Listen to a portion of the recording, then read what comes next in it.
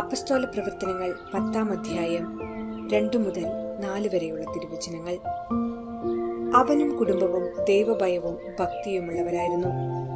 അവൻ ജനങ്ങൾക്ക് ഉദാരമായി ദാനധർമ്മം ചെയ്യുകയും ദൈവത്തോട് നിരന്തരം പ്രാർത്ഥിക്കുകയും ചെയ്തു പോന്നു. ഒരു ദിവസം ഏതാണ്ട് 9-ാം മണിക്കൂറിൽ കൊർണേലിയോസ് എന്ന് വിളിച്ചുകൊണ്ട് ഒരു ദൈവദൂതൻ ആഗതനാകുന്നത് ഒരു ദർശനത്തിൽ അവൻ വ്യക്തമായി കണ്ടു. ഭയവിഹ്വലനായി ഉറ്റുനോക്കിക്കൊണ്ട് അവൻ ചോദിച്ചു, പ്രഭോ, ഇതെന്താണ്? ദൂതൻ പറഞ്ഞു, നിന്റെ പ്രാർത്ഥനകളും ദാനധർമ്മങ്ങളും ദൈവസന്നിധിയിൽ നിന്നെ അനുസ്മരിപ്പിച്ചിരിക്കുന്നു. ഓർമ്മിക്കുക. അത്ഭുത പ്രവർത്തകനായ വിശുദ്ധ ബെനഡിക്റ്റിന്റെ ജീവിതാനുഭവത്തിലേക്ക് ഒരു തിരിഞ്ഞുനോട്ടം. പ്ലാസിഡസ് എന്ന സന്യാസി തടാകത്തിൽ നിന്നും വെള്ളമെടുക്കുകയായിരുന്നു. കാൽ തെറ്റി വെള്ളത്തിൽ വീണ് മുങ്ങിപ്പോയി. വിശുദ്ധ ബെനഡിക്റ്റ് അടുത്തുണ്ടായിരുന്നില്ലെങ്കിലും ദിവ്യശക്തിയാൽ സംഭവം അറിഞ്ഞു. മറ്റൊരു ശിഷ്യനായ മാവൂരൂസിനോട് പ്ലാസിഡസിനെ രക്ഷിക്കാൻ ആവശ്യപ്പെട്ടു. മാവൂരൂസ് തടാകത്തിലേക്ക് ഓടി പ്ലാസിഡസിന്റെ മുടുക്കി പിടിച്ച് കരയിലേക്ക് വലിച്ചു കയറ്റി. തിരിച്ചു കരയിലെത്തിയപ്പോഴാണ് മാവൂരൂസ് അറിയുന്നത് താൻ വെള്ളത്തിന് മുകളിലൂടെ ഓടിയാണ് തടാകത്തിന് മധ്യത്തിലെത്തിയതും പ്ലാസിഡസിനെ രക്ഷിച്ചതെന്നും. അതേക്കുറിച്ച് ഓർക്കുമ്പോഴും സംസാരിക്കുമ്പോഴും അദ്ദേഹം ഭയവിഹ്വലനാകുമായിരുന്നു. ഈ സംഭവത്തെക്കുറിച്ച് രക്ഷിക്കപ്പെട്ട പ്ലാസിഡസിന്റെ സാക്ഷ്യം ഇതാണ്: തടാകമധ്യത്തിൽ വെള്ളത്തിനു മുകളിൽ താഴാതെ നിന്ന് എന്നെ പിടിച്ചു കയറ്റിയ വ്യക്തിയുടെ വസ്ത്രം മാവൂരൂസിന്റേതായിരുന്നില്ല, അത് വിശുദ്ധ ബെനഡിക്റ്റിന്റേതായിരുന്നു.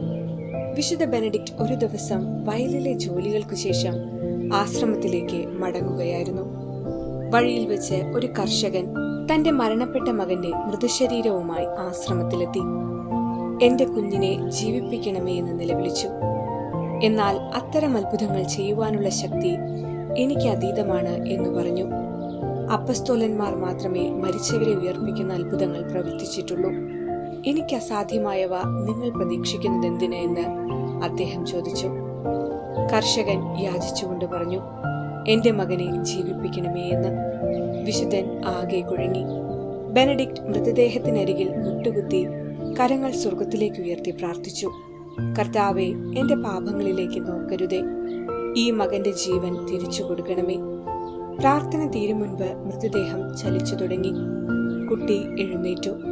കണ്ടു നിന്നവരെല്ലാം സ്വർഗത്തിന്റെ മഹത്തായ അത്ഭുതം കണ്ട് ദൈവത്തെ സ്തുതിച്ചു. ജീവിച്ചിരുന്നപ്പോഴും അതിനുശേഷവും ധാരാളം അത്ഭുതങ്ങൾ പ്രവർത്തിച്ചിട്ടുള്ള ഒരു മഹാവ്യക്തിയായിരുന്നു വിശുദ്ധ ബെനഡിക്റ്റ്. നമുക്കും ഈ വിശുദ്ധന്റെ മധ്യസ്ഥതയിൽ പ്രാർത്ഥിക്കാം. അതിനായി ഒരുങ്ങാം.